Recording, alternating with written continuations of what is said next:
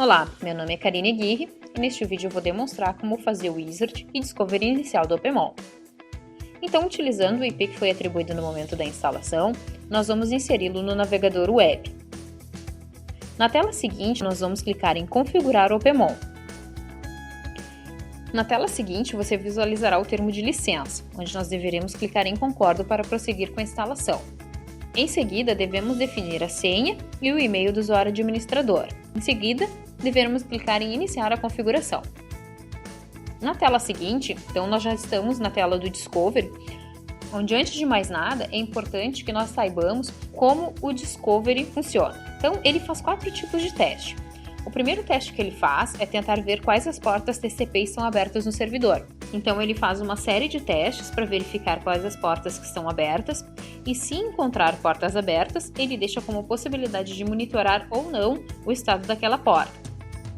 O segundo teste é referente se o elemento que está sendo buscado, se ele responde ao ICMP. E se ele responde, então o serviço de ping é colocado a este host. O terceiro teste é referente às comunidades.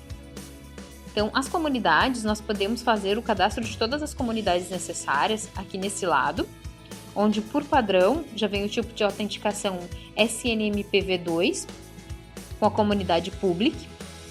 É importante que todas as comunidades que são utilizadas na rede, elas estejam cadastradas aqui nas autenticações.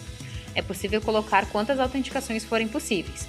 Então, ele verifica se as portas estão abertas, verifica se responde a ping, aí ele começa a testar o acesso de todas as comunidades, uma por uma, para ver se alguma delas responde. Se alguma delas responder, ele vai buscar dentro da comunidade, dentro do SNMP, as coisas que ele precisa para monitorar e vai deixar isso disponível para que seja inserido na monitoração. O quarto tipo de autenticação que nós temos é o tipo de autenticação usuário e senha, que é onde podemos cadastrar todos os usuários e senhas que são usados nos roteadores e switches. Esse tipo se difere das restantes por ser um par de usuário e senha para fazer o backup da configuração, e ele só é utilizado em switches e roteadores. Então, repetindo todo o processo, ele vai verificar as portas abertas, ele vai testar o ICMP, depois ele vai testar todas as comunidades para ver se alguma responde nesses switches ou roteadores com esses usuários e senhas informados, e se ele conseguir conectar, ele vai te deixar um serviço disponível para fazer backup da configuração do roteador ou switch. Então, é importante que tenhamos cadastradas todas as comunidades que temos disponível na rede antes de rodar o Discovery. E também, se quisermos fazer o backup da configuração de algum roteador ou switch, aí sim, nós devemos também cadastrar um usuário e senha utilizados nesses equipamentos. Aqui no lado esquerdo, nós também podemos verificar as opções avançadas. Aqui nas opções avançadas, nós temos a descoberta automática que vem por padrão acionada. Enquanto ela estiver acionada, o OPMON rodará todos os dias uma descoberta, com a finalidade de encontrar itens novos na rede por conta própria, sem intervenção humana. Mas se você não quiser que ele fique fazendo busca na rede, basta desabilitar essa opção.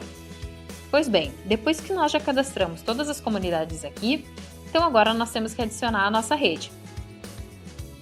Você pode digitar mais de um endereço IP, separando-os apenas por vírgula. Também é possível utilizar um sinal, um tracinho entre os endereços, como esse exemplo aqui, para situações das quais você necessita acrescentar diversos IPs, como por exemplo o 92168.10.1 até o 92168.10.50, ou seja, ele vai buscar desde o 1 até o 50. Aqui também nós temos a opção de cadastrar uma nova autenticação, como também posso utilizar já as autenticações cadastradas. Assim que a descoberta iniciar, nós já podemos visualizar que a descoberta está ativa. Importante destacar que quanto mais comunidades e usuários e senhas cadastrados nós tivermos, mais tempo ele vai demorar para fazer o Discovery, porque ele tem que testar todas as comunidades e todos os usuários e senhas cadastrados. Aqui na esquerda, nós também podemos clicar para ver os IPs e ranges que estão sendo processados, e a qualquer momento é possível cancelar um job. Porém, os jobs que já estão acontecendo, eles continuam acontecendo até o final. Se ele já estava rodando em algum host, ele vai terminar aquele e então cancelar todo o processo.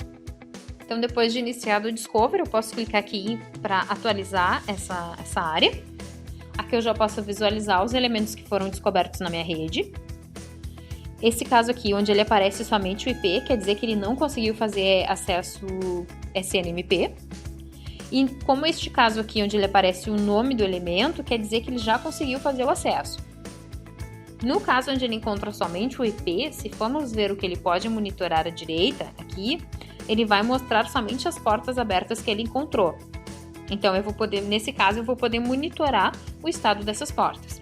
Importante destacar também que tudo que aparece aqui são só elementos novos, que não estão sendo monitorados. Uma vez que eu insiro na monitoração, ele desaparecerá dessa listagem. Para que eu insira esse elemento ao monitoramento, então eu devo selecionar um ou mais elementos, os elementos que eu achar que forem necessários. Então eu vou selecionar o elemento e vou clicar aqui na opção adicionar elementos selecionados. Então aqui eu posso alterar o nome do elemento, posso inserir um outro nome, posso também alterar a descrição desse elemento e também fazer alterações relativas ao intervalo e período de checagem. Também posso vincular ele a um grupo de hosts, nesse caso, como eu sei que ele é um servidor Linux, eu já vou botar ele no grupo Linux Servers. Posso também criar um novo grupo de hosts, caso eu não tenha nenhum cadastrado ali. Em seguida eu clico em avançar, ele vai mostrar os serviços que eu tenho disponíveis para monitoração. Eu também posso fazer um filtro por serviço. Nesse caso aqui eu vou selecionar todos os serviços. Também posso alterar o intervalo e o período de checagem. Posso fazer alterações em massa também para todos os serviços relacionados. E clico em avançar. Nessa área, então, nós vamos definir as equipes e responsáveis por esse elemento. Em seguida, clicar em salvar alterações. Ele vai me perguntar se eu realmente desejo salvar todas as alterações. Clico em sim. Pronto, então quando eu atualizar essa tela, vocês já podem visualizar que esse elemento ele já não vai estar mais nessa minha listagem de elementos descobertos. Por quê? Porque eu já inseri ele na monitoração. Os únicos elementos que vão aparecer aqui são os elementos que ainda não estão sendo monitorados. Aqui eu vou clicar para inserir mais um elemento. Da mesma forma, eu posso alterar o nome do host, a descrição, alterar o intervalo de checagem e período.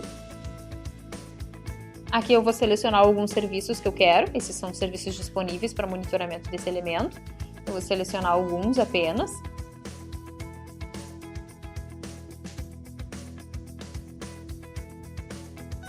E clico em avançar. Vou definir a equipe e usuários responsáveis pelo elemento. E clico em salvar alterações. Vou atualizar aqui de novo, esse elemento ele já vai sair da minha lista de elementos descobertos. Se eu não quiser inserir mais nenhum outro elemento, é só eu clicar em gerar topologia de rede.